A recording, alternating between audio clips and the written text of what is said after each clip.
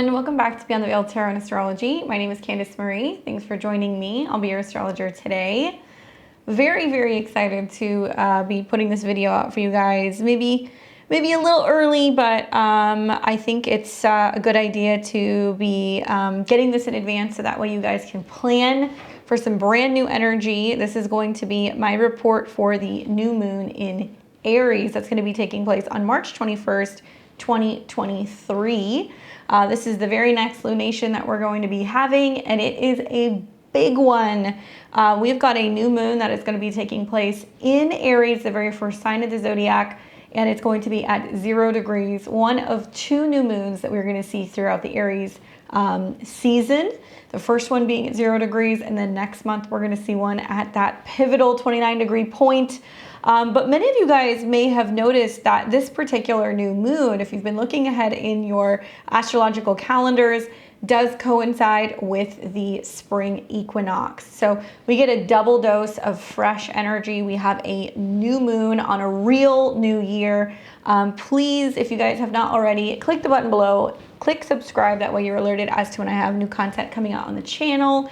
We have videos coming out every couple days. We do new and full moon reports. We're going to have the eclipses coming out here soon as well. And we're here every Sunday doing astro weather. We have content in between, and you can catch me on Friday nights doing live readings. If you like my content, make sure you give me a thumbs up and you leave me a comment below, especially if you're new. Let me know how you're feeling with these energies. How are you going to be ritualizing this new moon? And where are you tuning in from? Hello. Where are you tuning in from? So yes, very excited. I've been looking at this new moon for the last couple of months, knowing that this is the energy where really 2023 really begins. So I keep saying to you guys, I've been saying this since December, if you have felt the last couple of months like you're sluggish, right? We had Mars retrograde, we had Mercury retrograde at the beginning of the year. We've had a whole slew of planets that have been squaring Neptune and Mars. And we're still, I know many of you guys are watching this in early March, we're still in that right now, okay? The energies are winding down. So this is a time to release things, let things go, let the chips fall where they may. And if you are still trying to get on with your New Year's resolutions, this is the new moon that you would like to be working with. And guess what? Even if you don't, that solar eclipse coming in next month at 29 degrees of Aries is going to make sure that we are doing all of our work, depending on where you have Aries in your chart. So even if you're like, hey, I'm not an Aries, cast your chart, look at it, find out which house Aries is. It's hard to miss right now, right? Even if the sun isn't there yet, and you're watching this in early March, Jupiter is in Aries, right? We've also got Venus in Aries, Chiron in Aries, and very soon, in a couple months' time, we're going to have the North Node this summer moving into Aries also. So that's what I really like about 2023. Even though it is still a little bit of a bumpy ride, we're going to start really seeing all this Aries energy bringing new opportunities into our life, bringing new opportunities also because of the support that we're going to be getting from Pluto. Finally, Pluto is going to be seen as a supporting factor into some of these new intentions that we're going to be setting. So obviously, I know we've got people in different time zones all over the place. You may have to adjust your clocks depending on where you are, but I happen to be on Central Time. So on March 21st, 2023, we're going to have a new moon in Aries. It's going to be at 0 degrees. Looks like it's going to be coming in at 10:23 a.m. Pacific time, which means it's going to be closer to 1:23 p.m. Eastern time. You may have it earlier or later, depending on where you are in the world. And it is going to be at 0 degrees, okay? Really important because this is the first degree of the zodiac, right? 0 degrees Aries is where we start the astrological wheel. And we're gonna have this new moon. Technically, this is going to be considered one of two, like I said. And when we have two new moons in one lunar cycle, it's kind of unusual. We call it a black moon. Really, I'm gonna put more of the focus on that for that solar eclipse next month. So for right now, let's just think of this more as a fresh start, right? Like times 100. New moon within the first sign, and it's right during the very beginning of the astrological new year. So we celebrate when the sun goes into Aries as the real start of the year, right? That's when stuff is going to stick. But a new moon occurs always when we see a conjunction between the sun and the moon, and this is actually representing that conjunction at the same exact degree and same exact moment. So when this happens, everything appears dark as the side face of the earth is not illuminated by the sun. So there's no light to be seen. We're kind of planting that seed, getting ready for something to grow. Astrologically, we see this as a time of new beginnings, fresh starts, setting intentions for this upcoming lunar cycle. And it's a time to really focus on growth and manifestation, okay? During the new moon, it's also recommended to take a little bit of time to reflect, set some goals. It's going to be really potent for everyone. So you want to find where Aries is in your chart. And as the lunar cycle progresses and the moon is going to grow towards this full moon that we're going to be having in Libra in a couple weeks' time, we'll see some of our intentions and our goals set. But equally, this is going to really play out for the next several months because it's going to take until we have that full moon in Aries in the fall of 2023 to really kind of unfold. But what is Aries, right? Aries is bold, they're adventurous, confident, competitive, independent, quick-tempered. They are cardinal fire, so this is about initiating, actively burning, giving life, and really this is the energy of like striking a match, okay? So striking a match and starting something, starting a fire in some way. And the fire signs are all about life, and Aries being the first of the zodiac is about the birth of something. And you guys are going to see this more when I read to you the Sabian symbol for 0 degrees of Aries. Now, why is 0 degrees so important? Not only does it represent the 0 degree point, the beginning of the astrological new year, but it also represents the point where we see the celestial equator. So we move from the south to the north, and it marks the beginning of spring here in the northern hemisphere. So it is symbolic of new beginnings, fresh starts, and potential growth and transformation. That's what I love about springtime here in the northern hemisphere. It doesn't really ask if the flowers can bloom. It doesn't really ask if things can get warmer. It's just all of a sudden, like, you know, the creatures start coming out and like life comes back. Now, the very first degree, or the 0 point of Aries, is also known as one of the cardinal points, okay? So this marks the intersection between the celestial equator and the ecliptic plane. Now, it makes an important reference point in astrology because it's used to calculate the positions of the other signs, meaning all of the other 11 signs are going to be based off of this degree. So it makes sense, right? Astrology is a cycle. It's this constant, you know, like process of moving from one point and growing into the next sign. Aries also represents the self. So this is the sign of the self. And at 0 degrees, it represents that opportunity to tap into our own inner power and take action and really focus on achieving our goals. It's a time where we can assert ourselves more and really have a solid opportunity to set a fresh new start in our life. It's associated also with the planet Mars, okay? So Aries is ruled by Mars, which is associated with action, energy, and assertiveness. So I have always noticed that when planets cross that 0 degrees of Aries, we're given the opportunity to tap into this Mars energy and take action and really focus on achieving goals or being able to really aim high to complete a goal or something that we're hoping to achieve in our life. The cardinal points also, okay, of 0 Aries, 0 Cancer, 0 Libra, and Capricorn, they all mark the solstices and the equinox points. But these are points that are connected to visibility. So the world axis points, when we see, you know, new moons, full moons, eclipses, when we see planetary ingresses generally over this degree, there's something very potent that happens here. So we can see that there is this real focus, both consciously and subconsciously, with the sun and the moon conjunction on action. We're going to see a lot of people that are going to be focusing more on action, courage, and really, I think, listening and tuning into their intuition. Now, the cardinal world axis points, you know, these 4 points are very sensitive. It does really focus on specifically the vernal equinox, 0 degrees of Aries. And this is, like I said, where the sun crosses the celestial equator and moves into the northern hemisphere. This is the opportunity, at least for those of us who are in the northern hemisphere, to start seeing active like change going on out in the world. So I think that this is about how the individual is really consciously tuning in and seeing how little actions that they are setting, like little intentions that they're setting or things that they're doing out on the world, have a ripple effect. And we might see that grow over the next 6 months as we grow to the full moon that's going to be in Aries over the fall. Now, building off of that 0 degree, the Sabian symbol, I think the Sabian symbol for this is so appropriate. 0 degrees, we will round up to 1 degree. So the very first degree of the zodiac reads as a woman who has risen out of the ocean, a seal is embracing her. Now, this symbol in particular represents the emergence of new life and the power of nature to renew itself. It suggests a time of new beginnings and fresh starts and the potential for creative expression.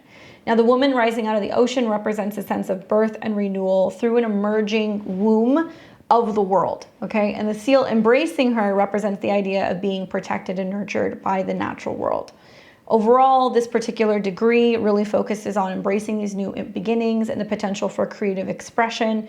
It encourages us to trust in the natural cycle of life and draw on support and protection that comes from being a part of a greater whole.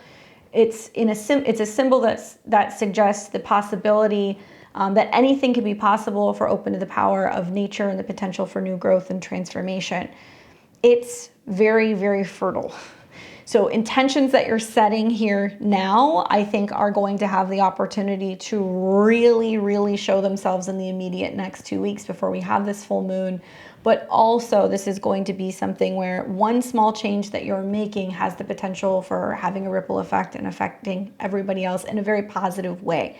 Actions are very much going to arise, right? We're going to see with this new moon, as soon as the sun and the moon come together, people are going to be feeling like they need to stand up and do something or work out, or they need to start a business, or they need to launch something, and it's going to be very intuitive because the moon's involvement with the sun and also with Mercury.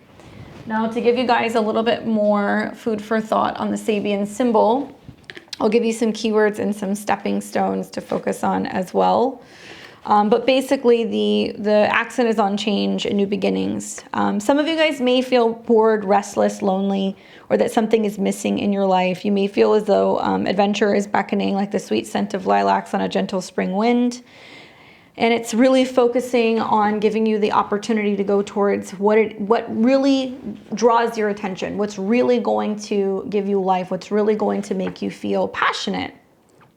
Your greatest advantage lies in being sensitive to what it is you really need. Take a broader look at the options available to you. Window shop, pay close attention to timing. Guard against rashness, hasty decisions, making commitments that you can't fulfill. Avoid jumping from the frying pan into the fire, or being headstrong and stubborn in relationships with others. Stepping stones would be birth, new beginnings, growth, self-integration, new cycles, freedom of choice, and receptivity. It's not often that Aries second guesses things, right? There's a sense of being like, yeah, sure, let's do it. Let's get going. They don't really think about how it's going to end, right? They're just focused on starting things. So you guys may feel, as a result of this moon, and probably for the next 2 or 3 days as the moon passes Chiron and it comes into contact with the North Node, that you're like, the time is now. We need to do something right now. Now, ritually speaking, new moons are a wonderful time to set intentions in general, right? A lot of it's going to depend on the aspects and what the theme of that sign is and where it's playing out in your personal life. So you have to take a look at where Aries is in your chart. But just to give you guys a little bit of direction, focus on setting intentions, okay? So use this as a moon to set aside some time to focus on setting intentions on what it is that you want to achieve within this next lunar cycle. So over the next 2 weeks, write them down, do something to ritualize this. I would really recommend really focusing on what is possible right now. Don't get wrapped up in where you want to be in 2 or 3 years. What decisions do you need to make right now to make it possible for you to achieve all of these other goals down the road, right? Focus on visualization. So you might want to find a quiet space where you can do this, and really focusing on imagining all of these things coming to be, how you feel when some of these intentions or manifestations come through. Focus on confidence, being empowered, and really focus on energizing yourself and getting excited about the potential of starting this new thing. Some of you guys may want to use a vision board. You can do that. That would be really wonderful. Something that you're going to see first thing in the morning, because Aries can be about the first thing that we do when we start the day.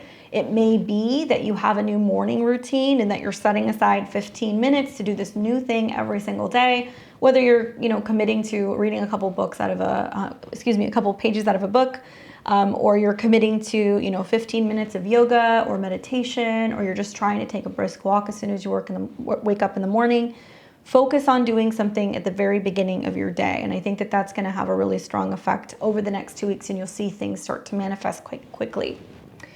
But more than anything, you guys have to focus on taking action, because that's what Aries is about. It's important to take action towards the things you want to achieve, whether it's starting a new project, taking a class, or just taking some bold steps forward in your life and releasing any self-limiting beliefs, right? So generally, right before the new moon, it doesn't matter what new moon it is, the days leading up to that, there is this kind of clearing out phase before we set these new intentions. Now, it just so happens that we are going to see that happen. We're going to see the sun and Mercury and Neptune all come into conjunction right before this new moon. So things are going to feel, for some, a little scary, because it's going to be like, oh, shift is happening, right? We have to let this thing go, or we have to start over, or we have to kind of embrace the future even though we don't know what's coming. And it's all going to square Mars. So the key here is the week leading up to this particular new moon. Don't let fear get in the way. Don't get confused, right? You don't even need to start anything yet. Focus on clearing out, whether it's a closet or it's your love life, or any doubts that you're having about the future. And then this is the day that you want to set intentions and really focus on releasing these limiting beliefs. Because Aries energy is so impulsive and reactive, that I think it's really important to clear everything out and make it possible for you to have a clean slate moving forward. Do work with fire. This is something I would recommend. Obviously, be careful, but this can be something as simple as lighting a candle, setting an intention, having a mantra, writing down your intentions, burning them, whatever you guys want to do to be able to kind of integrate that either into your morning routine, working with elements. Similar to Aries, that if you don't want to work with fire, you can work with a physical activity, working up a sweat, or just working with Aries related colors. So I think of like rust or red. So if you want to wear that, if you want to be working with crystals that are those colors, or even just, like I said, lighting a candle, that's an awesome way to be able to set intentions for an Aries new moon.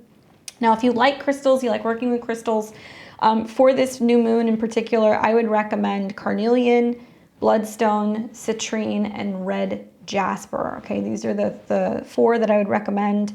I really like carnelian. Maybe it's me being a natal Aries moon, but I feel like that is like such an awesome stone to just like really break through any blockages, anything that would be like fear-based, right? So I can't wear it. If I wear it, I get a little sassy, but it's definitely a stone that I would recommend for those of you guys who don't have a lot of natal Aries placements. And if you want to work with herbs, whether you're burning them or you want to work with essential oils, or maybe you want to be able to kind of cook up a bath or something, or a tonic, ginger, rosemary, and nettle, stinging nettles in particular, these are the herbs that I would recommend. But really anything that's going to get your blood going, right? So anything that's going to kind of work up a sweat. So if you want to work with garlic and horseradish or wasabi, if you're like a kitchen witch, you can do some of that stuff too. Anything that's going to be improving like circulation as well.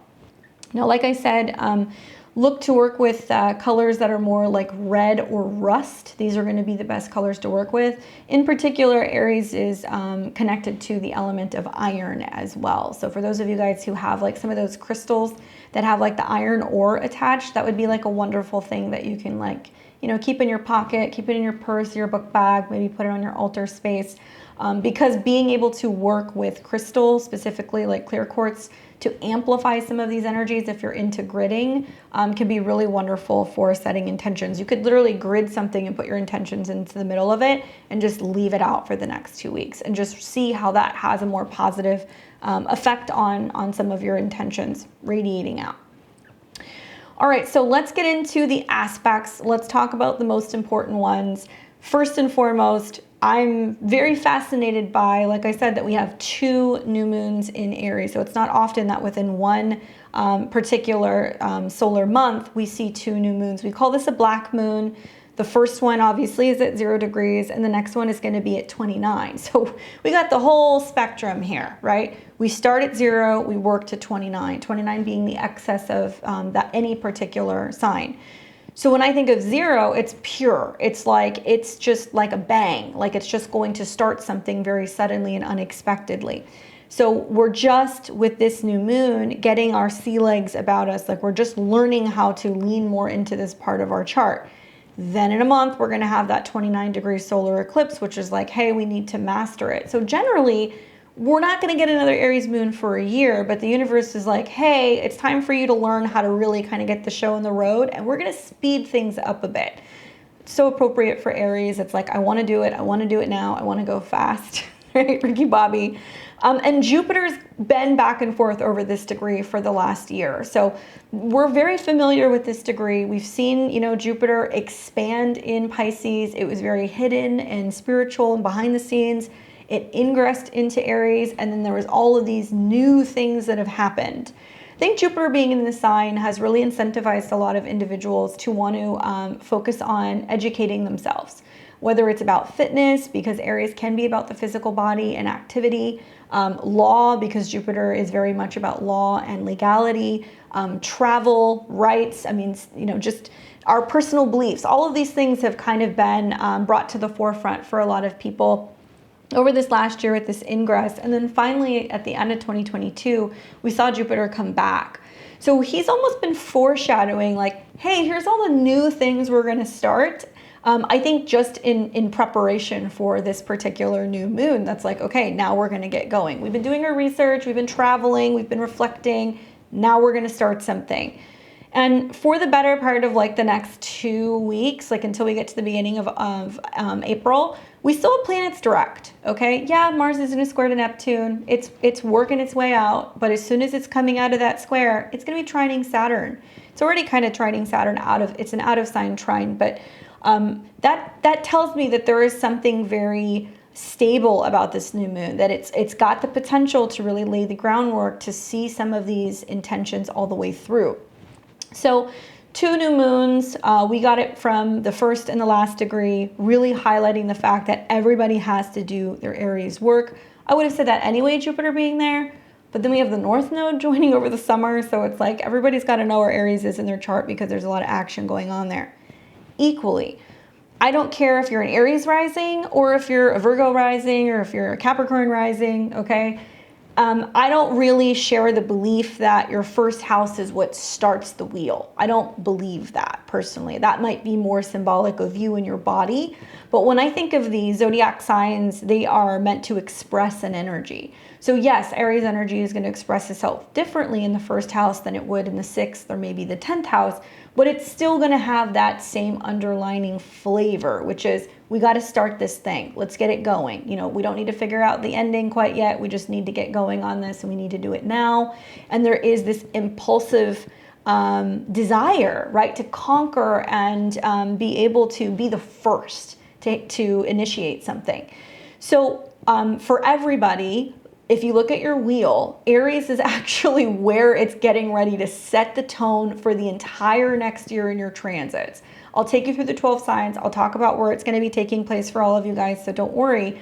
But even if it's not in the first house, this new moon is the first new moon as representation of the first sign of the zodiac. That's basically going to be the very first intention that's going to, set off a domino effect for everything else for 1 year. So all the more reason to really focus on setting intentions. If your whole sign, you can listen to your whole sign if that's the housing system you like to use. If you want to use Placidus, you need to look at exactly where Aries 0 degrees is going to be in your chart. It may be in an intercepted space. It may be in between 2 houses. But specifically for my Placidus users, look for where 0 degrees Aries falls in your chart. Something else that I really like is going to be that conjunction with Mercury. Okay, so yeah, Mercury's combust. All right. But we've got an exalted sun in Aries. It does very well here. It means that there's a very look at me, look at what I can do quality. I'm walking the walk. And in this case, with the conjunction to Mercury, I'm talking the talk.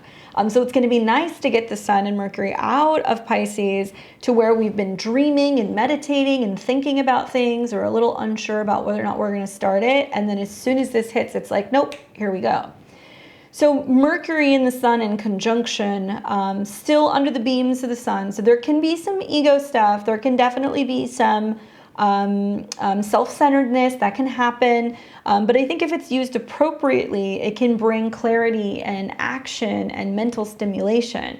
Now, this particular conjunction is going to have a strong emphasis on self-expression and taking action because it's combining the energy of the sun, which represents the core identity, with creative expression. And Mercury, which governs communication, learning, and thought process. So if you want to write a book, if you want to put together a course, if you want to plan a trip, if you want to make a statement, this is a wonderful new moon to get ready to do any of these things. Equally, we're going to have the new moon in conjunction to Neptune. So it's within about 5 degrees. And for me, this makes me feel like it is dreamy, it's intuitive, it's spiritual, it's divine. There is some sense of being tapped into source and maybe taking action on our dreams, or maybe we recently got a reading, or we recently had an intuitive hit and we're like, you know what, I'm just going to give it a shot. So there is this sense of being guided with Neptune, which I think is helpful. Having planets that are in front of Neptune now, so we can actually start to see those actions manifest. And we're going to see Mars in a square. It's fading, okay, so it's about a 3-degree orb, but still, if it's a new moon in Aries, we have to look at what's going on with Mars. Here's the positive, because there is positive. We're finally out of the Mars shadow. So by the time we get to the new moon, you know, Mars has been retrograde really since the fall of 2022 in Gemini, rethinking our thoughts, rethinking our direction, and obviously lots of communication issues, right? As of mid-January, it went direct, but still we were kind of slugging along because it was within that Mars retrograde shadow. So now it's done. So can we still feel a little lost and confused? Yeah, but I would say we don't want to get stuck there. We want to learn that, you know, maybe we've been reflecting the last few months on what our purpose is, what our direction in life is, you know, how we can communicate better and express ourselves when we're moving out of that fogginess. And yeah, there's some Mars stuff going on here. It's not just the square to Neptune. We also see Mars that is quincunx Pluto. So these two are kind of duking it out. And just after the new moon, as Mars hits 29 and Pluto hits 29, they're agitated with each other, right? The inconjunct represents not having anything in common. I think there's going to be issues in regards to, you know, governments, powerful groups, CEOs, big business that is having some issues with Mars and Gemini. So it's going to be about media, it's going to be about travel, it's going to be about movement, it's going to be about speech, documents, social media. So when that hits 29 degrees, you're going to see that like perk up a little bit. But they're still kind of agitated by each other. And we've seen that play out over the last few months as well. But when we see a square that's going on between Mars and Neptune, there is this sense of feeling drained, or, you know, what am I fighting for? What is the purpose? Like, am I just, you know, fighting for something and I'm not really, my heart or my soul may not totally be in it, or am I fighting somebody else's fight? These may be things that come up for you guys in the midst of this particular new moon. And by 2 degrees, we are going to see the new moon also square Mars. So that's a little bit more challenging, because for me, that seems like, yes, it can be assertive, but it can also be compulsive. It can represent inner conflict, inner frustration. You know, the sun square Mars is going to bring tension and conflict between our sense of self and our drive for action and assertion. So when these two planets are at odds with each other, they struggle to find the balance between our desire for self-expression and the need to take action. Now, it's not just going to be action, the sun, but it's also going to be our intuition, our emotions, when I've seen these squares play out in my own life, there's been a sense of being like, something's not right here. Something's up. Like I need to say something, or I need to change my plan, or I need to pivot. So I would encourage you guys to really listen to your intuition. You know, the water signs obviously are very psychic and kind of tapped in, but not enough credit is given to Aries for knowing how to make the right moves to survive. So I feel like there may be things that come up just literally off this new moon, and probably even when Mars goes into Cancer and it's squaring this degree point, that we're like, you know what, I need to make moves that may not make sense to other people, but I need to do it because my intuition or my gut is telling me this is the direction I need to go in. Mars will trine Saturn, so it's an out of sign trine, but you'll see over the next week or two as Mars ingresses into Cancer, where it's not entirely too happy, it's a little crabby, at least it's in a trine to Saturn. So as we see the Mars trine Saturn setting up at the time of the new moon, I mean, hey, it's productive, it's confident, it's practical. There is a sense of the assertive energy of Mars working and harmonizing with Saturn, which is going to be about discipline and structure. I feel like this is harmonious, and it can definitely help bring a sense of like focus and determination or discipline for our goals. But you guys have to keep in mind, we're about to be playing with a whole new set of rules.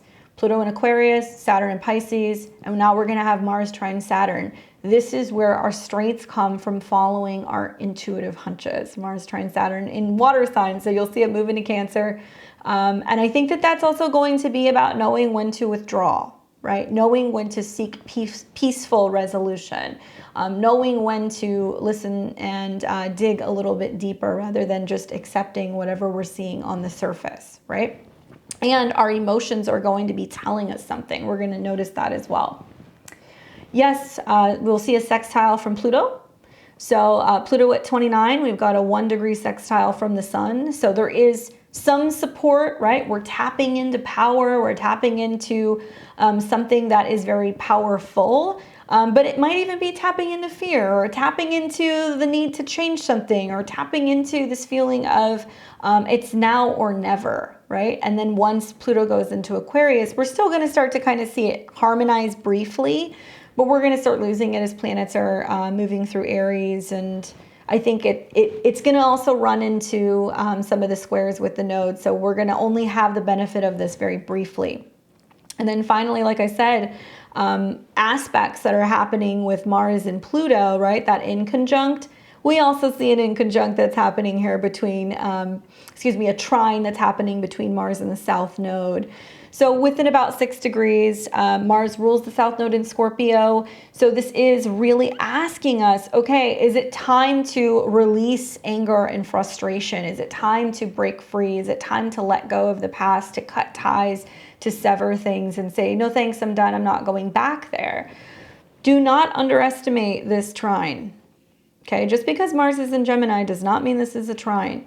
So we have the structure and support of Saturn, the focus and the determination of Mars, and the trine to the South Node. That's also reminding us, don't forget the past, right? Don't forget what has happened in the past.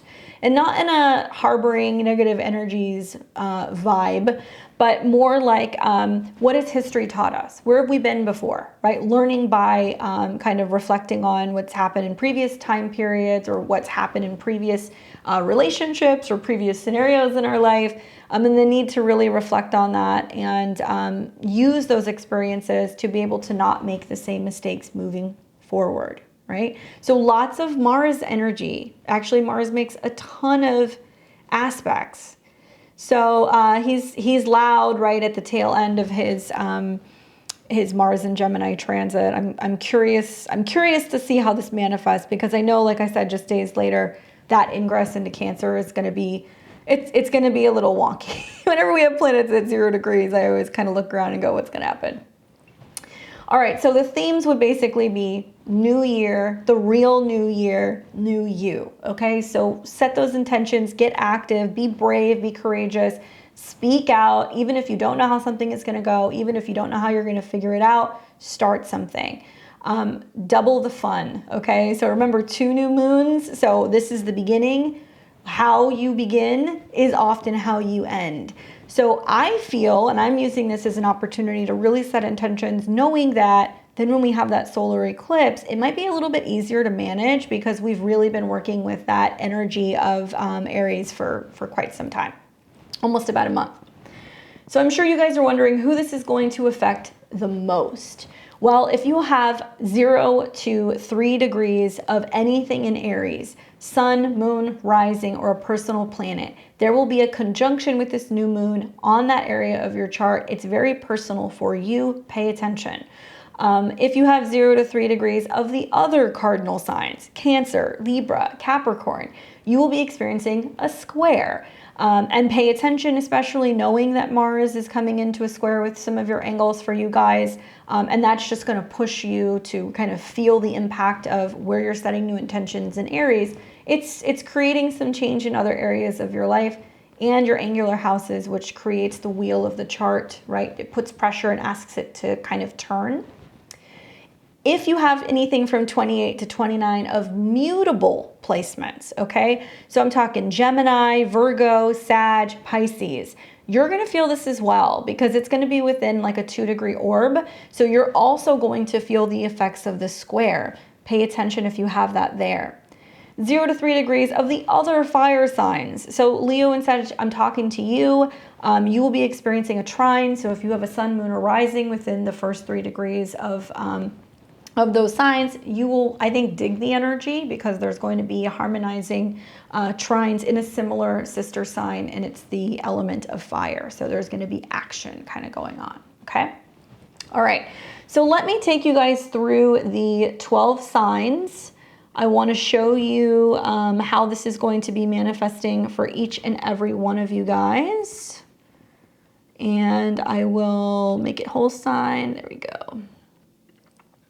As always, my predictions are for Western astrology. I am a tropical astrologer. You want to listen for the whole sign. If you like Placidus, you need to listen to probably 2 different houses, but find where 0 degrees Aries is in your chart. Yes, you can also look at this from the perspective of your progress chart as well. And keep in mind, guys, okay, in about 2 years, the North Node is inching its way this summer towards Aries. So this new moon is not only something that's going to be in play for 6 months, but as we get all the way into 2025, when the nodes are going to change signs again, it'll connect to this degree. So there is opportunity for long-term intentions to be set here. I hope you guys use it. All right, so let's go ahead and start with Aries and Aries rising. You're going to be having a new moon in your sign. So when you have a new moon in your sign, it's everything that I've mentioned, new moon, new you. It might be about your physical body. It might be about your instinctive drive, your intuition. If you're wanting to make changes with your appearance, how you're dressing, your hair, your looks, any of these things, even setting new intentions for your emotions, pay attention. This is a very active new moon for you. You know, a new moon on the ascendant can be full of emotions and feelings and lots of like running around. But with that square to your chart ruler Mars, it does make me feel like some of you guys may be moving. Some of you guys may be taking action within your home. You may be traveling home to meet family. Family might be traveling to kind of come and stay with you. There's something going on there where there's a lot of action within the bottom part of your chart because that's where Mars is, okay? So, if you're hoping to build a house, buy a house, sell a home, if you're renovating, decorating, if you are entertaining, right? All of these things might be happening right around the time of the new moon. And it's also about learning to listen more, I think, to your intuition and working with that and knowing when there is a need to make decisions that might be more so gut-based. But essentially, it all comes down to you. Yes, a new moon on the ascendant, it can be very fertile. So for those of you guys who are trying to get pregnant, especially with Jupiter in your first house, This can be a time where you're setting intentions and focusing on pregnancy. Now, I say that because the moon rules your 4th house, but the sun rules your 5th. So as it comes together, the 4th and the 5th are coming together, right? There is a merger. So it can be hanging out with your mother and your father. It can be hanging out with your children and your partner. It can be that you're just tapping into your inner creative and you're making more time at home to follow some of your passions. So let's see what the cards say for you, my Aries. And as always, I'm working with one of my favorite decks, the Baba Studios Victorian Romantic deck. I think this is the 3rd edition. Let's see what card we get for you. Ooh, I like it. I get the King of Pentacles, which is, I mean, it's money, stability, security, groundedness, right? This is a huge theme, groundedness.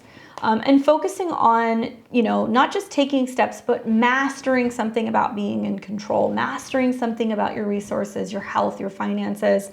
This can be very much about your health, okay? You've got Mercury kind of looped in there. It does rule health for you. It can be about what you're eating, how active you are, feeling strong, right? And secure in your body, feeling really confident also in how you kind of move through life.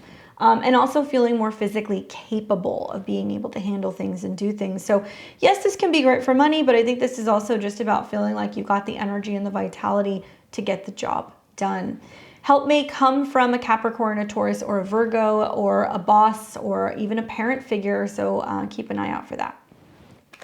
Good luck, Aries. I've got Taurus and Taurus rising. My Tauruses, you're going to be having a new moon that's going to be taking place in Aries. And this will be in your natal 12th house, which is hidden. It's private. You're getting ready for your birthday. Aries season is where you kind of coast a little bit. You need to spend a little time alone. The 12th house is about reflecting, sleeping, being in private, going to a retreat center, traveling in a foreign place, going to church, being in a hospital. There's a million different ways that the 12th house can play out. For a lot of Tauruses, I've seen this as a really powerful time for self-reflection. I've also seen it as a time where some of you guys have been getting back into your faith or your spiritual practice, or maybe even just focusing on working out or training alone, right? 12th house Aries. Now, a new moon here is just having you focus on, I think, shining a light on your own personal beliefs and your own private time. So especially during the time of the new moon, I recommend taking time to do that. I feel like the square to Mars does make me feel like there are some things brewing right now, especially financially. Some of you guys with Mars getting ready to come into your 3rd house and it'll be creating that square, maybe feeling as if there's some pressure to put something out into the world. Something that you've been working on privately, okay? If you have a blog, a website, if you have an online store, if you create videos or content, there is the sense of getting ready to drop something or getting ready to share something with other people. And maybe you're just really focusing on, okay, like it's gonna go smoothly, thinking positive thoughts for all of this stuff and being able to get positive feedback. Having any kind of friction with Mars is challenging for your chart because Mars does rule your 7th house of relationships and others. This is also your marketplace, counselors, therapists, clients, and your 12th house, which is about the subconscious. So I feel like this new moon, you're kind of like wanting your privacy, or maybe you're kind of like in your head a little bit and people are kind of pressuring you a little bit. You're feeling under the gun and like people are expecting you to like respond and you're like, just leave me alone, give me some space. Do your best, okay, to find ways to communicate that without getting sassy, without being reactionary. Know that you are really, you've got a short period of time here, like a very short period of time. Once we get into Taurus season, we got eclipses in your sign again. We got Jupiter going into your sign. Take time to rest, recuperate, pray, right? Jupiter's in your 12th house. Definitely prayer can be wonderful. And really be reflecting on this time before things really start getting rocking and rolling closer to your birthday, okay? Dreams, intuition can be very strong with the Mercury conjunction here. Very, very strong. Pay attention to your dreams and the symbols that come up because I have a feeling like they're going to be guiding you in terms of how to navigate the next couple of weeks, especially when you're feeling a little squirrely with all those planets in the 12th house. Oh boy. The card that I get is the Empress. So interesting. So mother energy, maternal, nurturing, caring, you know, knowing something is about to come to fruition or it's about to come to full term. Once again, Jupiter hitting your guys' ascendant. A lot of you guys know that you're changing something about your appearance. You're changing something about your body. Maybe you're focusing more on self-pleasure. Maybe you're focusing more on indulging in the senses. And paying more attention to how you look, how you're dressing, how you feel in your skin, right? So this can be a time where you're doing the work behind the scenes before you have like the big, you know, show, which will probably be around the eclipse in May. So whether you're going to health spas or you're doing some kind of rehabilitation or you're doing some kind of training, right? Something is getting ready to come full term. But this is about maternal energy. So moms, mothers, motherhood, pregnancy, these things can all kind of come up with this card.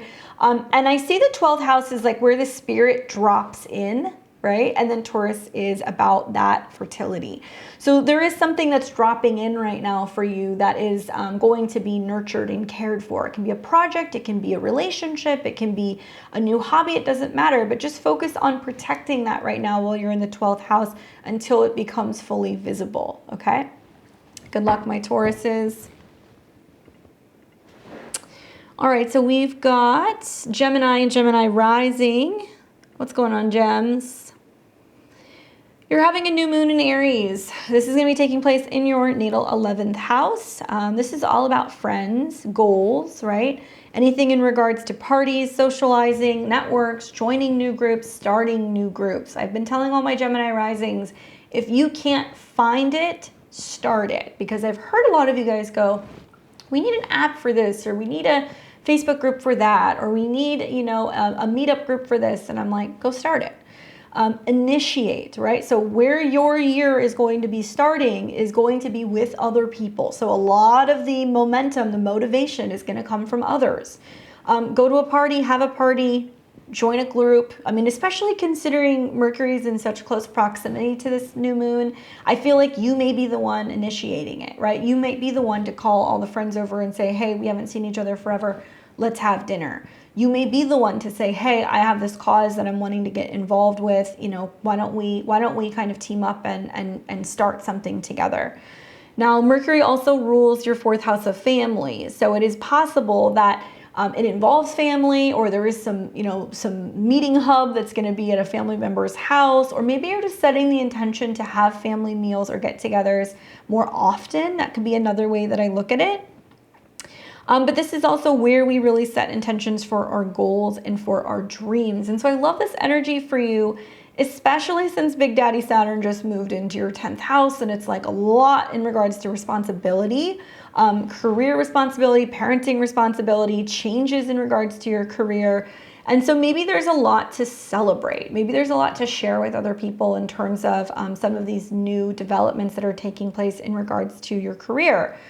What you will realize over the next year or so with Jupiter and the eclipses that are going to be in your 11th house is that good friends are so important. They're going to be the backbone in your life and supporting you as things can be a little challenging, especially when it comes to career or perhaps even relationships. So you got to make sure you have those people that got your back, okay?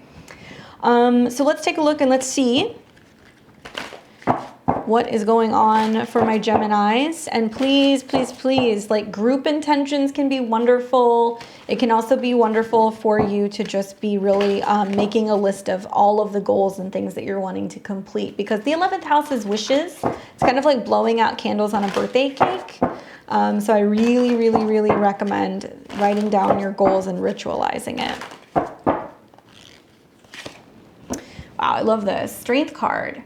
So for you, the strength card is basically talking about maybe strength in numbers, right? And not having to do it by yourself, but also not feeling like something has to be forced, like focusing on goals that don't feel forced, that feel like they're coming to you naturally, really nurturing some of your goals and your intentions rather than feeling like you have to be, you know, like pushing things to kind of manifest and come together, allowing the right people, the right situations to come to you. And I think this is also about a true test of strength. You might find that strength comes from a Facebook group, or a group of friends that you meet with regularly, or a group of people that you're studying with. Others are going to be supporting you so much so, especially with Jupiter being in your 11th house. So allow that to be something that supports you, right? These other people. Good luck, my Geminis. We've got Cancer and Cancer rising. You will be experiencing a new moon in Aries in your natal 10th house. And for all of my cardinal signs, buckle up. it's gonna be a lot because you're gonna start kind of preparing for the energies of the eclipses in the North Node moving into this part of your chart. Cancer, all eyes are on you right now, okay? You're gonna feel a lot over the next week or two, between the new moon and then Mars coming into your sign, which is going to incentivize you to really get into action. But it may be as a result of your emotions, and just your emotions get to a point where you're like, I can't take it anymore. This is what I'm doing, you know? New moon's in the 10th house. This is all about your career, your reputation. This is going to be a perfect opportunity if you're looking for a new job, if you want to launch a new business, if you're hoping to maybe learn a new skill, if you want to go to an interview, if you want to give a presentation, right? All of this stuff is wonderful. Maybe you're just throwing ideas around, just thinking about what could I do? What kind of a business could I start? This would be the new moon to do it. Now, the conjunction to Mercury makes me feel like it is something you've been thinking about for a while. Jupiter being in the mix makes me feel like you need a new space, or maybe you need some new skills or some support to kind of make this happen. You're going to have time. The North Node's going to go through there over the next 2 years. I feel like this is just the very beginning process of you kind of getting your toes wet in terms of doing something big with your career. This being at the top part of your chart makes you very visible, okay? So if you're at work, you're going to get seen. If you're going to an audition, you're going to be visible. So be mindful that there's a lot of energy at the top of your chart right now where people are going to see you. So it's a great time to really put your face to your work. It's a great time to update resumes. It's a great time to change profile pictures, anything like that. If you need new headshots, anything along that lines, do it. With Mars being the ruler and it's coming into conjunction with your ascendant, you're going to feel the pressure, or you're going to feel the agitation, or you're going to feel the anxiousness to kind of want to get going.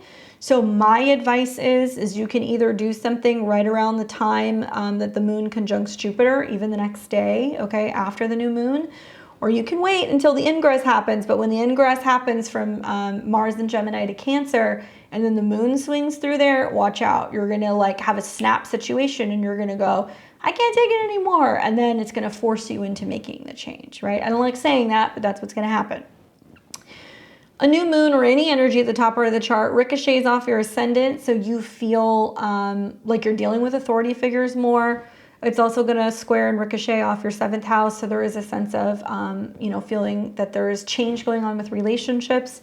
And it naturally opposes your 4th house of home and family. So I keep telling all of you, you're the captain of your own ship. Where do you want to go? Don't blame partners. Don't blame family. Don't blame anybody else. Just take accountability and go, what can I change? I'm going to focus on what I can achieve. By doing that, you're going to get out of the pressure, I think, of some of these squares. And you may navigate the Mars transit a little bit better.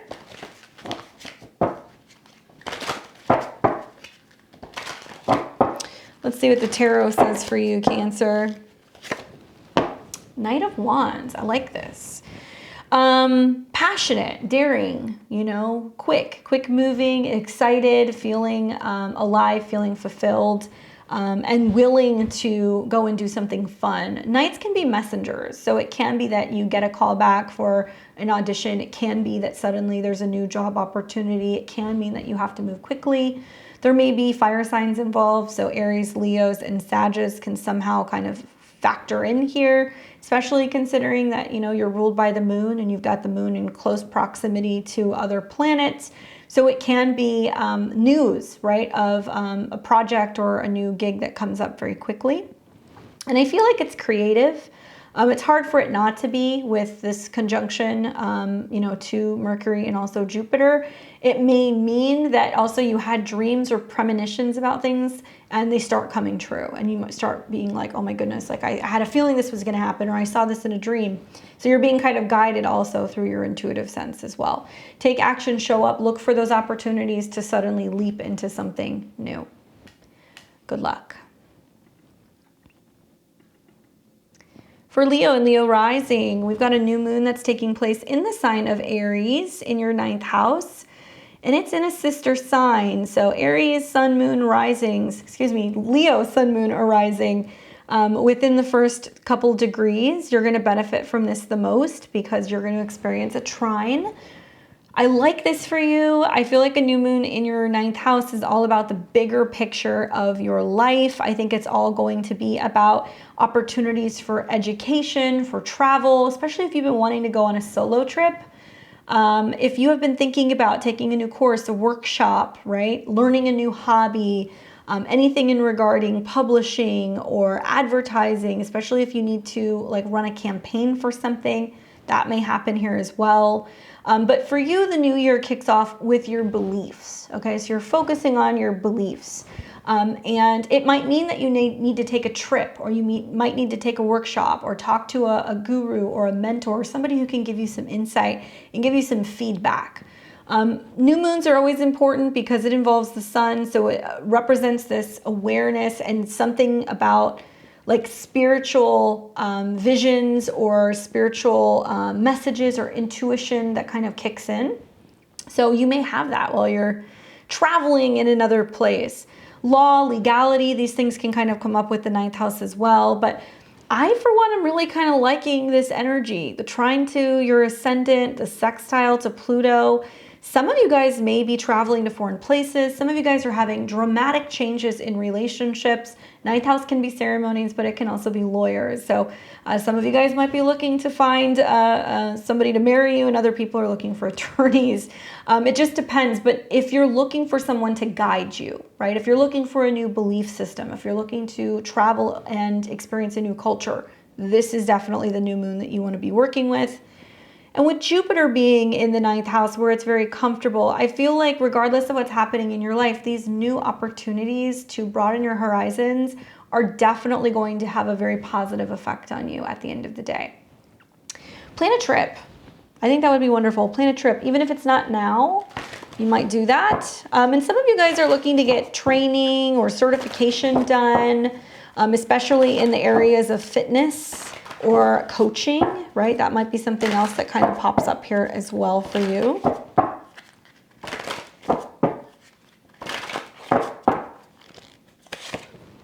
Oof, the Tower.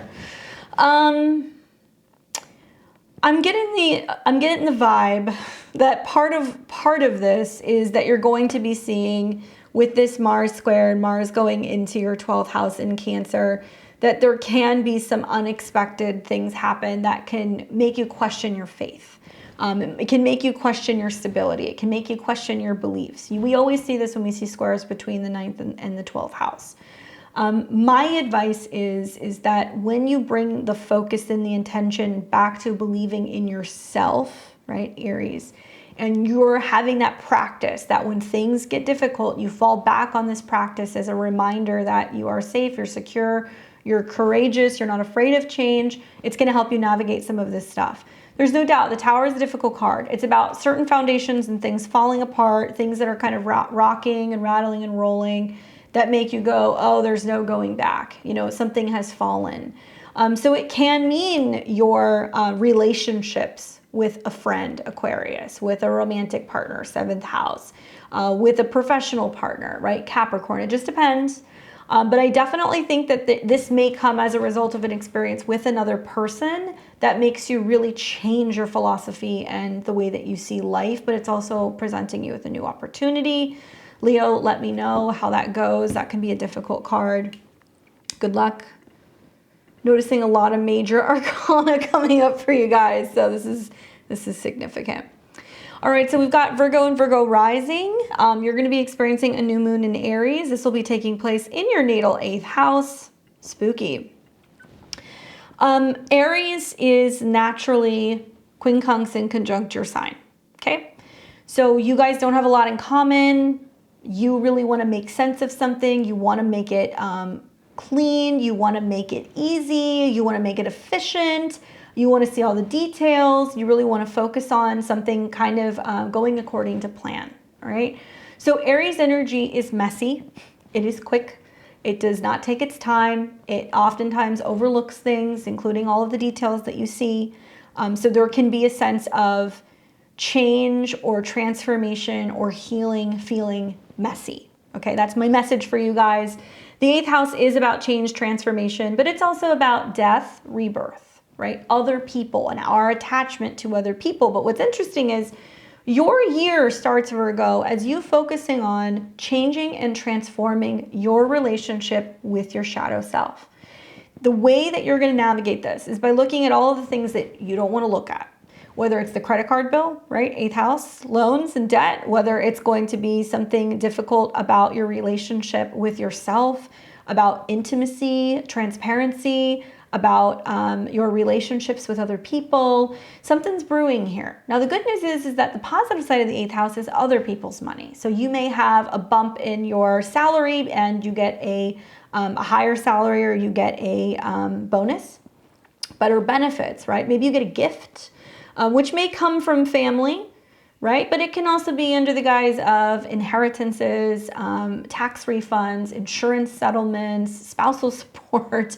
Now, some of you, all right, knock on wood, I know now that Saturn's in your 7th house, you're seeing the reality, right? The harsh reality of what you haven't wanted to see with relationships. Now, if you've been in a relationship and it has been working and you're realizing I'm done, this is really highlighting, like, what do I owe another person? Emotionally, financially. It may also materialize as, what do they owe me? Now, for those of you guys who aren't in relationships, this is an opportunity for you to go, okay, if I do want to get in one, Saturn in the 7th, what do I need to really reflect on and change and transform internally within myself so I can better meet another person? How can I be more transparent?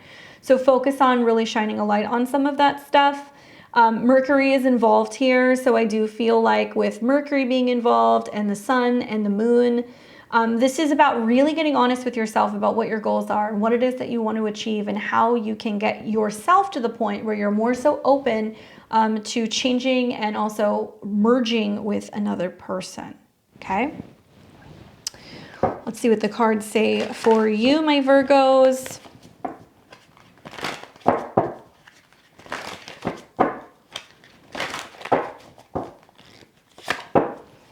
I get the 2 of coins. You're like, do I want to do it? Do I want to go there? Do I want to? This might also represent just a balancing act that you're doing with financial situations right now. Trying to figure out what makes sense to pay, what makes sense to, to spend, what do you save, what do you owe? And it can be feeling a little overwhelmed because there is a sense of you carrying too much. So maybe it's that you're carrying grief, right? 8th house can be that. Maybe you're carrying a sense of fear about, like this knowing that you have to make a decision about something. Try not to get overwhelmed. Try not to take on too much. Try not to spend too much time asking yourself whether or not you want to change. This can be a difficult part to start the year, but I do think it's going to, in true 8th house fashion, if something ends, something new is going to begin. So don't delay if you know that something like that needs to take place during the time of this new moon. Good luck, Virgo. Definitely let me know how that one goes. For my Libra risings and Libras, you have got a new moon taking place in Aries. It's going to be in your natal 7th house, your opposite sign. And I would say the same thing to Libras that I said to Cancer is just breathe. Just hold on a second, because there's a lot of things going on right now that has nothing to do with you. Libra, look at how many planets are on the right-hand side of your chart. Okay, if you're a Libra rising. Everything, literally everything's on the right-hand side of the chart, meaning not a lot of this stuff has to do with you, right? Okay, so we've got a new moon in your 7th house of others. This is basically saying, for those of you Libras who are single, get ready to mingle, all right? You want to set new intentions for relationships. You got eclipses coming in your 7th house. Jupiter is there. The North Node will be there over the summer. And we're going to see a new moon twice in the 7th. So if you're a Libra rising who has been reluctant in wanting to meet other people, reluctant in taking on new business partnerships, therapists, counselors, if you're looking for a new astrologer, if you are looking for a new business partner, set those intentions, right? Especially because Venus at the time is going to be conjunct the North Node. That's your chart ruler. It's in the 8th house. Yes, there is a sense of making changes in your relationships with others and changes with joint resources. This may also be a time where if you are partnered, there's a lot more focus on this partner in particular. The first house, right, of the body, Aries, happens to be in your 7th. So it can be about other people going, I'm starting this new thing. I'm starting this new intention. I'm focusing on this. You might have partners that are starting new jobs, new fitness routines, what have you. The other way that I could look at this is that if there is a need to have conversations with other people about what's on your mind, because you've got your 12th house Lord and your 9th house Lord in the 7th, and you need to say, hey, this is what I've been thinking about. This is what I've been planning. This is what I've been dreaming about. This is what I'm worried about. There can be a sense of wanting to clear the air, or you may find that you're word vomiting in the midst of this, especially with some of the squares to Mars, which is entering into your 10th house. What you will feel, Libra, over the next week or two after this new moon is that it's full steam ahead with career. Maybe you're having to really focus on your relationships that you're having with clients, business partnerships, or if you work with a partner more. And so there in turn, it's like there's a lot more back and forth that you're having with them, okay? You're used to 7th house energy because you are Libra, but I would say that there is a need to actively communicate and engage with other people to help you get some of this work that you're looking to get done, okay? If you want to get married, if you're looking at talking about getting engaged, if you're planning on traveling with somebody else, all of these things can come up here as well. All right, let's take a look and see what the cards say for you, Libra. Kind of like Virgo. 2 of Swords.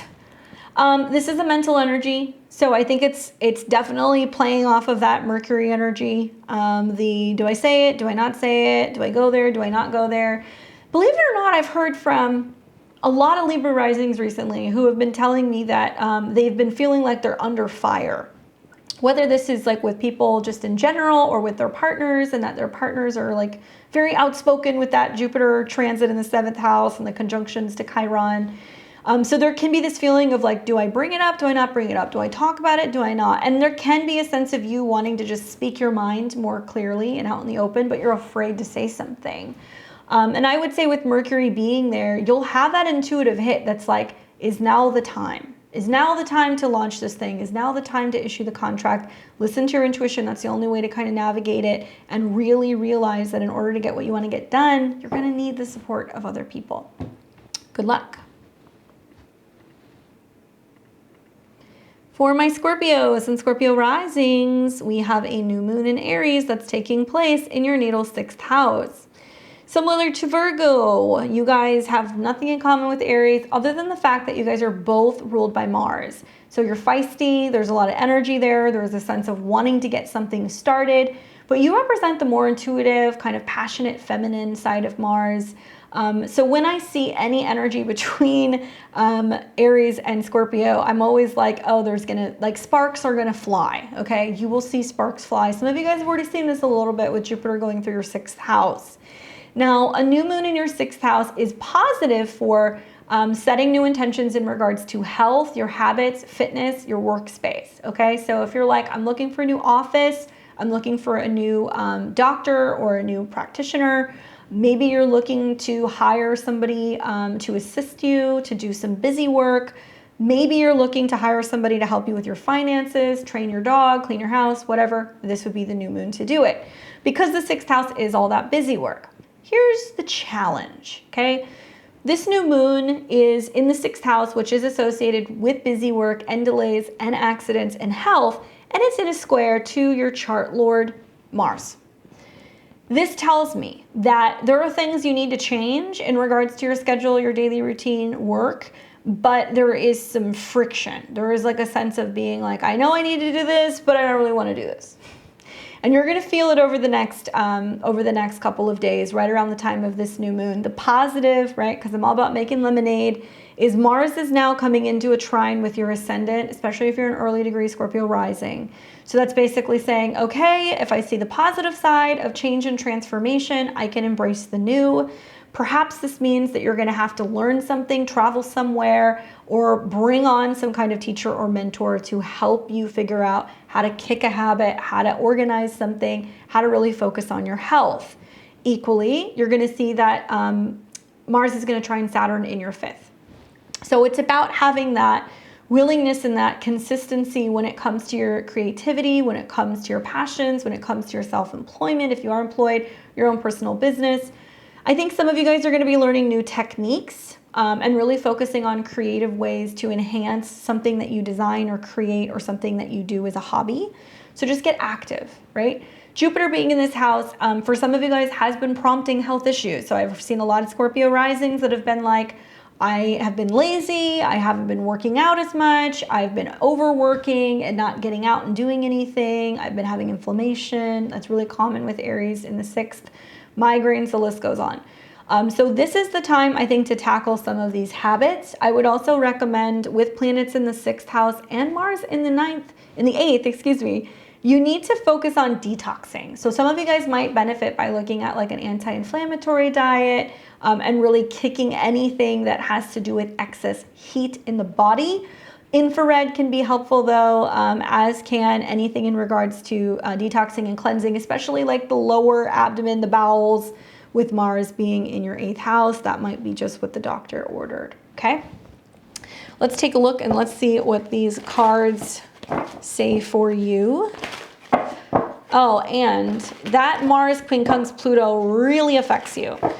Because it's saying that there is like some frustration and unwillingness to make changes in regards to the home. But Scorpio, Pluto's coming into your 4th house. So embracing change, transformation of your home, of your family is inevitable. So I would embrace that. I would not resist. I get the Page of Swords. So this can be about a message coming in, a text, an email, a phone call, somebody who's going to be like, hey, okay, 6th house could be you're finding out that there's a job or there's a schedule change. Maybe you get some test results in regards to something going on with your health, or maybe even a pet. Watch for the messages that come through during the time of this new moon, because it's basically, I'm not going to say a warning, but it is giving you a heads up that there are some things that do need or require more attention or need more work. And that if you heed this advice and if you're paying attention, it can keep there from being further problems down the road, right? Pages can be children, it can be younger people. It can also be the very beginning process of like learning or understanding something. So you might be learning a new fitness or a health technique. You might be learning the very, beginning process, or just kind of getting the swing of working in a new position or a new office space as well. All right. Good luck, my Scorpio. For Sagittarius and Sagittarius rising, you have got a new moon taking place in the sign of Aries in your natal 5th house. My Saggies, I am really excited for this for you. This is a really great new moon. It's happening in a fellow sister sign, so you're going to experience trines to your sun, moon, or your rising. And the 5th house is all about love, creativity, having fun, partying, really kind of just being creative and tapping into that your own inner child. The 5th house can also be about new creative endeavors, things that you're bringing to life, okay? So it can be launches of things. It can be starting new hobbies. It can be great for sports and things that you're practicing and doing regularly, especially things that you can do by yourself. This is also wonderful for really tuning into what you want in regards to your love life, right? 5th house is falling in love, taking chances, going on dates. And this is strongly tied to also Mercury and, to Jupiter and Mercury.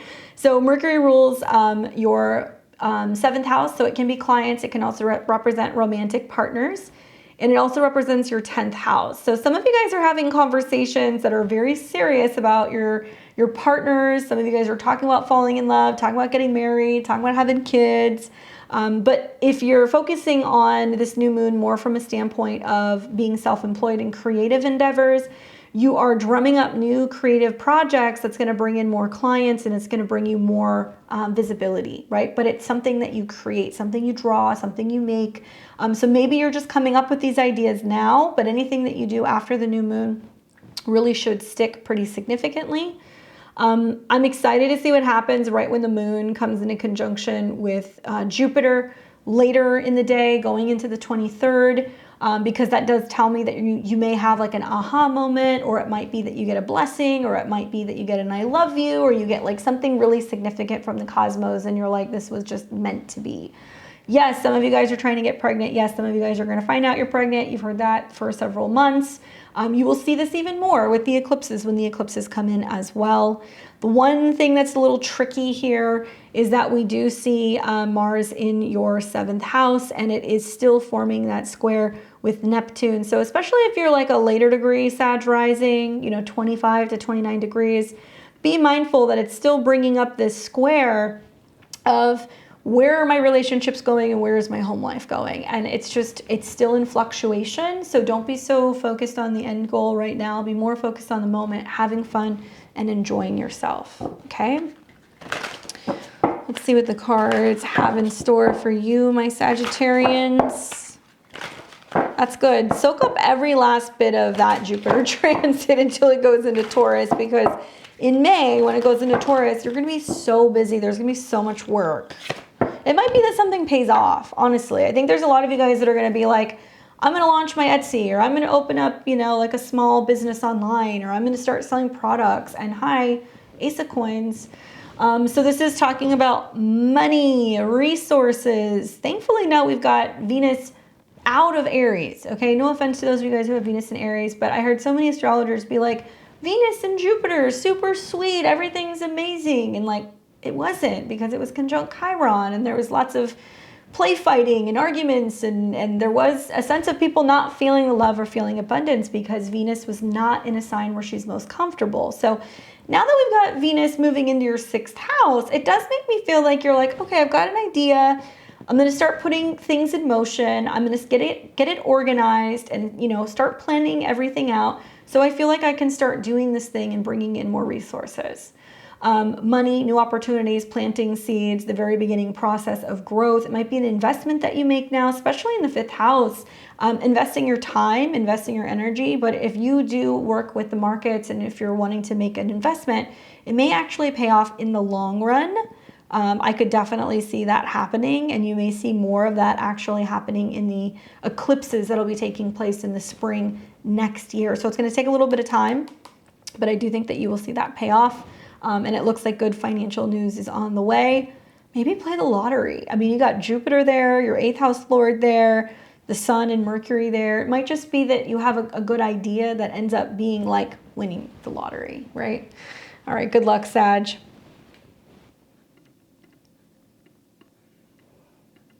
We've got Capricorn and Cap rising.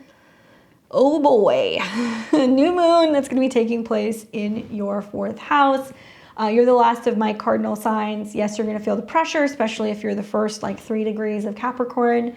Pay attention.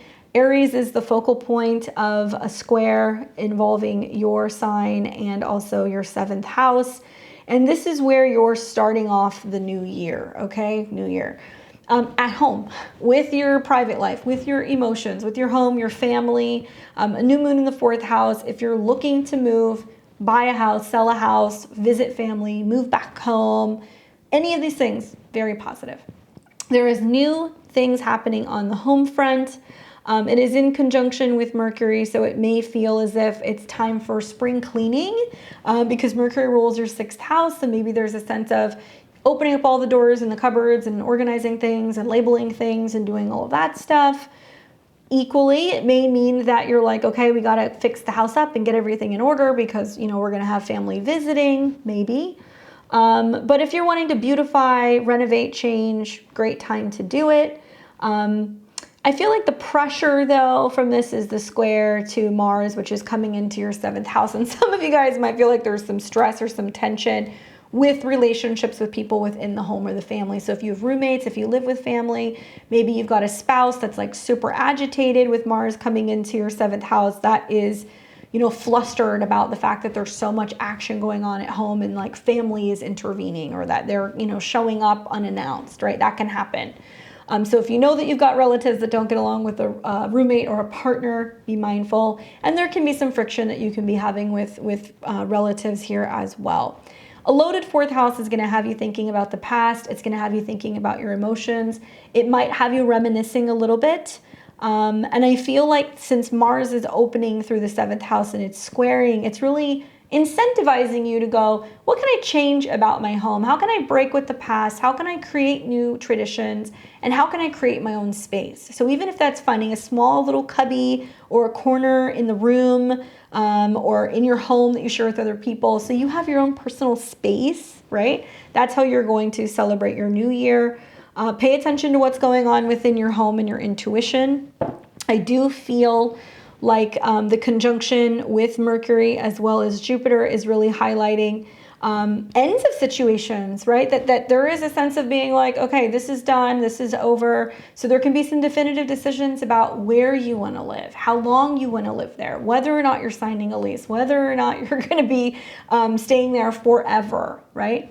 And communicating and also maybe talking with siblings may be challenging now that Saturn's moved into your 3rd house. So if you're one of those Capricorn risings dealing with a difficult situation with a relative or a parent that's undergoing some health problems, you may find that there's just like too many cooks in the kitchen and you're just like, oh my goodness, like everybody's trying to make decisions about how we're going to handle this situation with our relative, and you're going to go, I'll handle it. And you're willing to kind of jump in there and be the person who's going to take care of business. All right, so let's see what the cards say for you. Congratulations also with Saturn just changing signs. Pluto will be changing signs here soon too, so you're definitely going through some big shifts. I like this. Knight of Cups. 4th house is Aries, so it's very feisty when it comes to your emotions, and perhaps maybe you get really protective over what you love or what is considered to be your family, right? So the Knight of Cups is saying that you're letting your heart and your intuition lead. Maybe it's about learning to be a little bit softer, learning to be a little bit more emotional, being more tapped in. Saturn in your 3rd is going to teach you a lot about how to read between the lines and to speak less and listen more. By doing so, it's going to allow you to have a better understanding of what the dynamic is within the home and make, you know, better, clearer decisions without there being as much conflict. And likely it can be great. I mean, this can talk about new opportunities for romance and relationships, bringing people home to meet the family, developing your family, maybe even buying and setting up your first home with someone. Opportunities for romance and relationships are very strong here as well. And that makes sense because, hi, look at the moon. Relationships conjunct all of these planets in your 4th. So some of you guys might be, you know, moving in with someone or introducing someone to your family, but it does look really positive and very emotionally fulfilling. Good luck, my Capricorns. We've got Aquarius and Aquarius rising. What's going on, guys? So much energy change. I just want to say that right before we get into this. Pluto's coming into your sign, so you're feeling it, and Saturn has just left. So there is this sense of still going through big shifts and big changes, okay? The good thing is that Aries and the new moon that's taking place in your 3rd house naturally sextiles your ascendant. So as Pluto conjuncts your ascendant and you're like, I'm changing, I'm going through this shift in how I wield my personal power, it's incentivizing you to communicate, speak out, and have courage and more of a sense of like authority, right? So a new moon in the 3rd house, what will that do? Well, it's kind of like a grab bag, right? This is your local community. So yes, it can have you running around town more. It can put an emphasis on, oh, I need to get my car worked on. I need to have a bunch of emails that I respond to. I have meetings. I got to call my sister. Because this is like a Gemini energy type of house. Being that Mercury is there, it's very strong for writing, speaking, publishing, sharing. If you are somebody who wants to start a YouTube channel, if you want to start a blog, if you're hoping to launch a new online business, this is a wonderful new moon for that. I like that Jupiter is there as well because I feel like it's about really following your goals. So you are one of the signs where writing your goals out, speaking them out loud, lighting a candle, excellent things. But you might need a new gadget with Mercury being there. I think that this also is about you setting intentions around communicating differently, thinking more optimistically, being more positive in how you share information with other people. And that's part of the shift that you're going through. And maybe sharing what you know with others or what you've written with others. Yes, there is a square to Mars. And some of you guys are feeling like it's time for a creative breakthrough. Maybe there is some tension in how you're communicating with younger people or how you're communicating with a child if you have one or a romantic partner. But I feel like that is going to be very temporary. And the third house is moves or movement. So if you're not looking at getting a new car or getting around town, it can be that you're like, you know what, I think it's time for me to move. Jupiter in the third incentivizes that, as it does other short distance trips. But it's in preparation for Jupiter going into your fourth and eclipses in your fourth. So I think that maybe you're looking at places, looking at new places that you could potentially be living. And you're doing this on your own, right? So you're focusing on taking the initiative to go and look at some of these places possibly. If not, planning a short distance trip, getting out of town would be wonderful for this energy as well. Oh boy, Jupiter going into Taurus, it's going to square, you're ready for a change. So there is definitely some changes on the home front that are coming. So wrapping your head around that now is going to be really helpful. Let's see what the cards say for you. Oh, lots of pages. We've got Page of Cups. A younger person can be a water sign, Cancer, Scorpio, or a Pisces. But this can also be learning to communicate with much more passion, emotions, feelings, which Aries has a lot of, but it just blurts it out, right? I think that this is really talking about things shifting in regards to how you share how you feel, right? And so there can be an outlet that arrives where you're like, okay, I'm writing consistently. I'm putting my energy into this online project. I'm learning something new. I'm learning how to communicate my feelings more. Yes, with the moon being in there, right? Maybe you're realizing that like harboring emotions and feelings is actually having a negative impact on your mindset or maybe even your body. So you're setting intentions about having more positive or optimistic kind of viewpoints about the world and not engaging with things that are going to just like make your blood boil, right? So I think that the Page of Cups can be a younger person who comes in and wants to kind of liven things up a little bit and like, help you become more distracted by frustration that can be going on. But I'm looking at that square to Mars and I wonder, those of you guys who have children or those of you guys who have like a younger person that you're involved with romantically, if you're just like, I just want to give them a piece of my mind, and you're learning not to do that and you're learning to communicate in a much more loving manner without getting frustrated. Good luck. And we have now got our Pisces and Pisces rising. Welcome to this new moon in Aries. It's taking place in your natal second house of money, values, resources, self-esteem. This would be the moon to do your money manifestation. You're going to get it double, Pisces, right? You're going to get it double. Your new year is going to be starting in a sense of investing in yourself. That's really what this is about. Aries is the self. The second house is what do I possess? And for you, it's like, I am enough. I am capable. I can create this. I can bring this in. I am valuable. I am worth it. These are things you want to be reminding yourself, especially not seeking validation in other people, right? Because Chiron's there.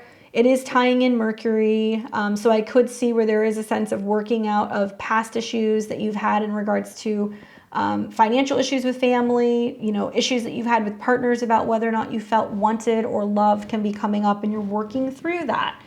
You are learning to ask for more. You are realizing that you're only going to get paid what you believe you are worth. You're learning not to accept less than what you deserve. So with a new moon being factored in with a Jupiter aspect, which traditionally rules your chart, you're going, you know what, things are difficult, but it is what it is. I have to choose me. Many of you guys are exercising boundaries for the first time ever, or the first time in a long time. Saturn on your ascendant says, I have to focus on my goals. It's about me right now. So with all these planets in your second house, yeah, it's financial, but it's also going to be about what do I possess? What do I have? So keep reminding yourself that you are enough. It just needs to be you that shows up for yourself.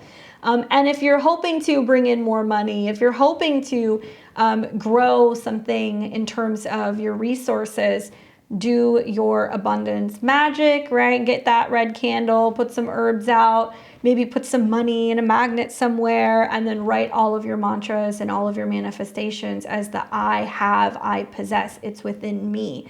That's how you guys want to do this.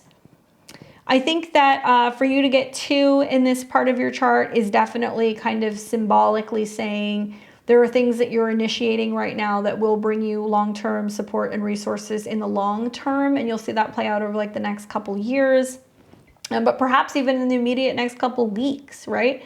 Major purchases and things can happen here as well. And I'm wondering like how this has to do with other people, like with Mercury being involved. So it's either the relationship with another person or with a relative, and maybe it's buying land, maybe it's buying something for the home, and a lot of back and forth about, well, who's going to be, you know, who's going to be the one paying for it? Well, it might be you. Get used to that, because the South Node's going into your 8th house soon. So you're learning how to become more reliant on your own resources and building up those reserves. And do let me know how you guys are doing with Saturn on your ascendant now. I hope he's being kind to you guys. It's not too heavy. But this looks like it could be a windfall for some Pisces. Jupiter is there. It's going to be there for a little bit longer. I have a feeling for a lot of you guys with the full moon in 2 weeks. After this, the full moon that we're going to see in Libra, it's probably going to manifest as a pretty significant payout. Payoff, right? Oh, I pulled 2 cards. I got the Sun and the 6 of Swords. So that's kind of funny.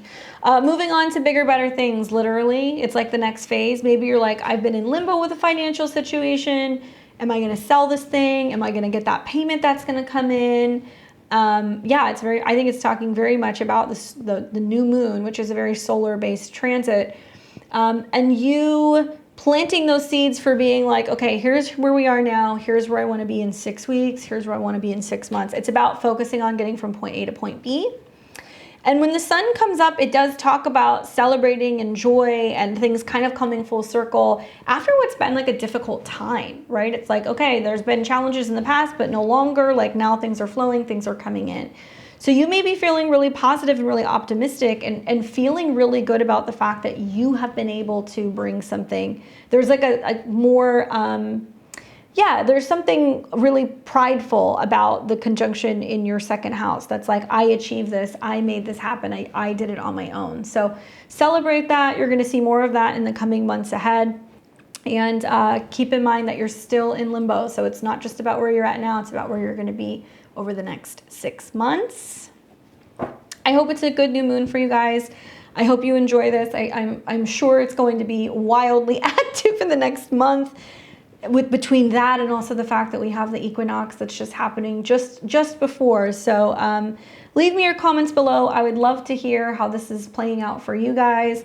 For me personally, it is smack dab on my descendant. I am 0 degree cardinal on all 4 angles. So I'm very curious to see how this one manifests, because it's definitely a big one for me as well. I anticipate the next month we're going to see a lot of growth in the channel, just because I'm having a lunar year and Jupiter's hitting my moon and everything's going through my 7th house. So I know I'm getting more visibility.